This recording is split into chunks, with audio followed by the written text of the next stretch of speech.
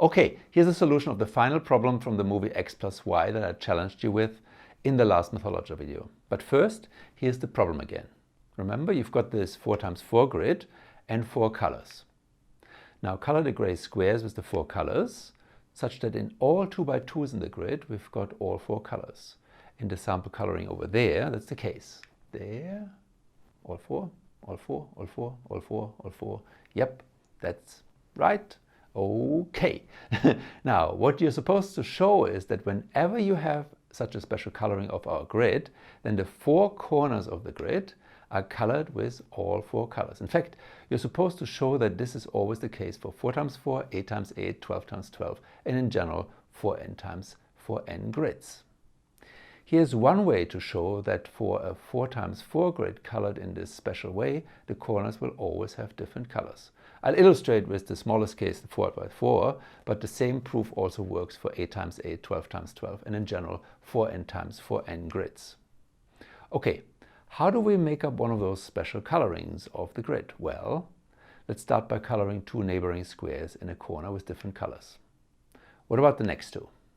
Well, since all squares in this 2x2 are supposed to be of different colors, the 2 gray ones have to be colored green and yellow in any order. What about the next 2? Of course, purple and red, again in any order. And one more, yellow and green, again. So we've got pairs of colors alternating. Purple, red, green, yellow, purple, red, and green, yellow. So we've yellow and green on the right and purple and red on the left. This means that we can be sure that the 4 highlighted squares are colored differently, no matter what special coloring we're dealing with. Let's remember that. Next, let's have a look at these 3 squares at the top. They happen to be of different colors. Let's say the only thing we know about one of these special colorings of the grid is the colors of these 3 squares. What can we deduce about the rest of the coloring just using this information? Well, how about this square? What color can it be? Well, this square is part of this 2x2, therefore this square cannot be purple or yellow. However, since it's also part of this 2x2, it can also not be red. So since it's not purple, yellow or red, it's got to be green, no other choice. All good so far? Great. But then the remaining gray in this 2x2 has to be purple.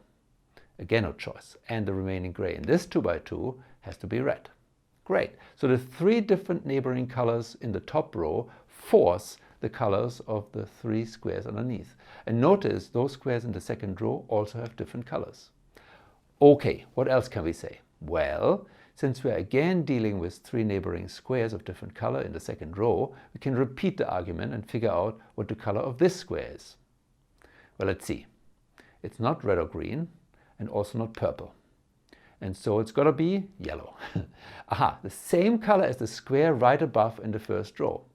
But now, no matter how the first 2 rows continue, we can conclude that the third row has to be a copy of the first row. Wait, what? Well, there. The remaining gray in this 2x2 has also got to be red, right? Just like the one in the first row. The next gray has to be yellow, just like in the first row, and so on. Okay, so to summarize, if we know that in the first row of a special coloring there are 3 neighboring squares of different colors, then we can be sure that the third row is just a copy of the first row. However, because we also know that the second row contains 3 neighboring squares of the same color, we conclude in the same way that the second and the fourth row have to be the same.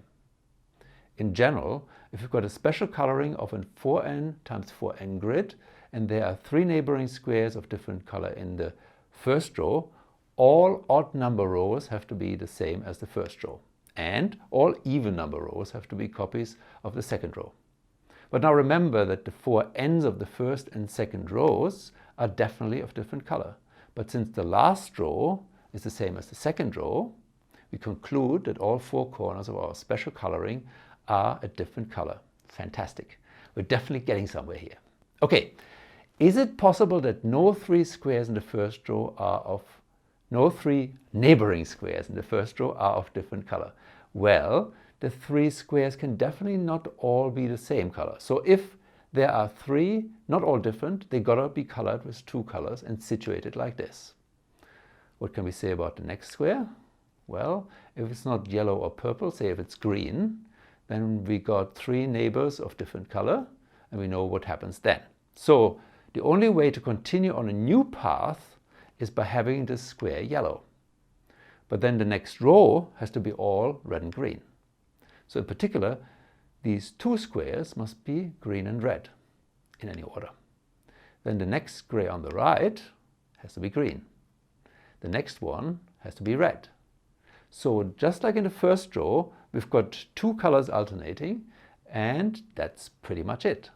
Now we conclude that all odd rows are alternating purple-yellow, and all even rows are alternating green and red. But then it's also clear that all corners of our grid have to be of different colors. And that's all that ever happens in those special colorings. Either the first row contains 3 neighboring squares of different color, or the first row has squares of 2 colors alternating. In both cases, we've seen that the 4 corners of the grid are of 4 different colors. Ta-da! Proof complete. This nice problem was invented specifically for the movie by the British mathematician Jeff Smith. Jeff also served for many years as the leader of the United Kingdom team at the International Mathematical Olympiad as the current president of the IMO board. And he even made a short appearance in the movie. There, that's him. I'll put the name of the winner of the t-shirt in the description of this video. And again, thanks to Norm, my colleague here at Monash University, who dug out all this information about those problems in the movie.